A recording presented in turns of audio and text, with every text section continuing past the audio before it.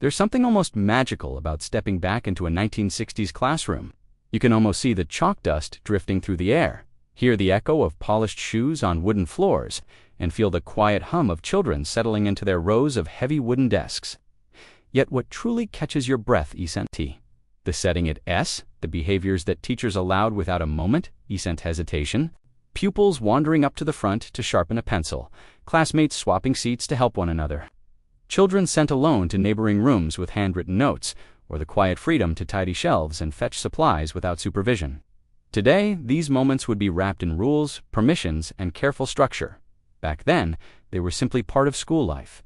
It makes you wonder, how did these everyday behaviors ever exist, and why were they allowed? To understand why those classroom behaviors felt so ordinary, you have to picture the Britain of the early 1960s, a country still gently finding its feet after years of post-war hardship. Schools were functional rather than polished, often holding 40 or more pupils in rooms built for far fewer. Resources were limited, yet expectation was high. Teachers relied on chalk hand talk lessons, blackboards that squeaked, and rows of wooden desks with lift-up lids that rattled every time someone reached for a jotter. The air carried the scent of fresh exercise books, polished parquet flooring, and the faint warmth of radiators that never quite behaved. Routine mattered, simplicity mattered, and within that simplicity came a quiet trust. With so many pupils and so few hands to help, teachers leaned on children to become part of the classroom's rhythm, fetching supplies, tidying the reading corner, carrying books between rooms. These weren't risks, they were responsibilities. Morning assemblies echoed with hymns, announcements, and the comforting murmur of a whole school moving as one. In that world, small freedoms weren't questioned because they were woven into the fabric of everyday life, and those expectations shaped far more than classroom behavior. What often surprises people today is just how much freedom children had inside a 1960s classroom. With a teacher at the front and 40 pupils squeezed into neat rows, movement didn't stop the lesson, it simply happened around it. A child might stand up mid-exercise, walk straight to the sharpener fixed to the wall, turn the handle a few times, and wander back without so much as a raised eyebrow.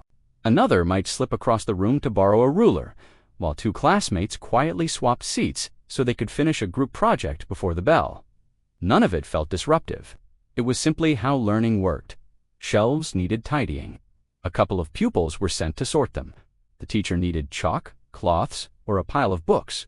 Someone was chosen to head into the corridor, walk to another classroom, and return carrying everything with great pride.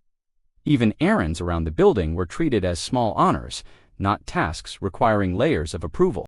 Children carried notes, fetched supplies, and guided younger pupils to assembly without an adult hovering beside them.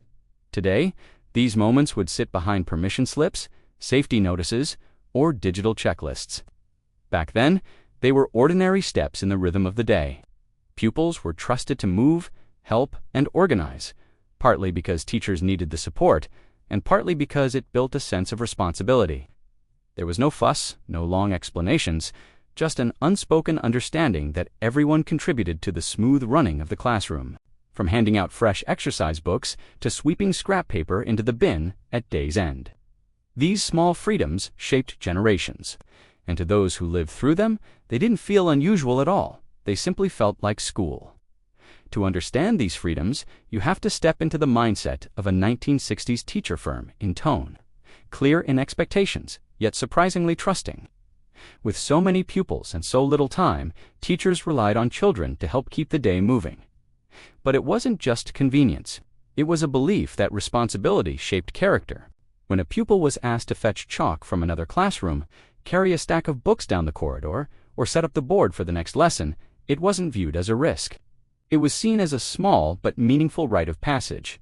Modern parents might raise an eyebrow at the idea of pupils being left inside for a few minutes, to tidy the reading corner or finish a drawing while the rest of the class lined up outside. Yet in the 1960s, it felt perfectly ordinary.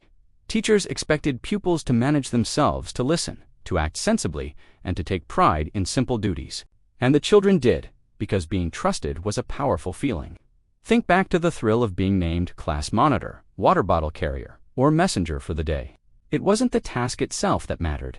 It was the sense of being chosen, walking down a quiet corridor with a handwritten note, holding a pile of freshly marked books, or organizing the board before maths made you feel older, taller, somehow part of the adult world. These moments taught confidence in ways no worksheet ever could. What seems surprising now felt entirely natural then. Teachers believed that giving children room to move, help, and decide for themselves built independence. And for many of us, those early responsibilities are some of the clearest memories we still hold. Tiny lessons in trust that shaped how we saw ourselves. What stays with many people from the 1960s classroom isn't a single dramatic moment, but the gentle rhythm of everyday scenes. You might remember the quiet shuffle of feet as pupils formed a neat queue at the teacher's desk, waiting for marked exercise books or a quick word of guidance. There was a calm patience in that line, a sense that everyone understood the unspoken rules of the room. Nearby, someone would be clapping chalk dust out of erasers by the open window, sending pale clouds into the afternoon light, a simple task that felt strangely important. Then there were the journeys into the corridor, holding a handwritten note that curled slightly at the edges. Walking alone past closed doors, hearing distant voices from other classrooms, you felt a small surge of pride. It didn't matter how short the errand was, it felt like being entrusted with something real. Heavy wooden textbooks were moved in stacks that seemed far too big for small arms, yet pupils carried them without complaint. It was simply part of the day. And when lessons ended, the room didn't magically tidy itself. Pupils gathered scraps of paper, straightened rows of desks, and brushed crumbs off window ledges, working together to return the classroom to its quiet order. None of this was labeled independence or resilience at the time. It was just life routines that taught children to take initiative long before the word was fashionable. These moments, woven into the fabric of every school day, gave pupils a sense of belonging and responsibility that still lingers in their memories, and they quietly set the stage for the deeper reflections that follow. Looking back, it's easy to smile at how unstructured some of those classroom moments seem by today's standards. Yet beneath the simplicity lay lessons that stayed with us far longer than any page of homework. Those small freedoms, carrying books, running errands, tidying corners of the room, quietly taught responsibility. They showed us that adults trusted us, even in little ways, and that trust made us rise to the occasion. We learned patience while waiting in line at the teacher's desk, teamwork when the class worked together to reset the room, and confidence when we were chosen to complete a task on our own. Maybe it wasn't perfect. Schools today are safer, more consistent, and shaped by detailed guidance that protects and supports every child. But there's a gentle longing for the era when independence grew naturally, not through planned activities, but through daily routines. Those moments taught us to problem solve, to look after one another, and to take pride in doing things properly. And as we think back to those simple tasks and quiet responsibilities, we realize they did more than fill the school day. They shaped the people we became. That reflection leads naturally into how different today's classrooms feel. When you compare that world to today's classrooms, the contrast is striking. Modern schools are shaped by digital tools, careful supervision, and structured routines designed to guide every moment of the day. Children move less freely, tasks are organized with clear procedures, and even the smallest activity carries a layer of planning that simply didn't exist in the 1960s. It isn't better or worse, just different. Back then, trust and simplicity created memories that stayed with us for life. Wait, if you grew up in Old Britain, you'll want to see what I couldn't include in this video. I've posted the deeper story and extra memories on WhatsApp channel.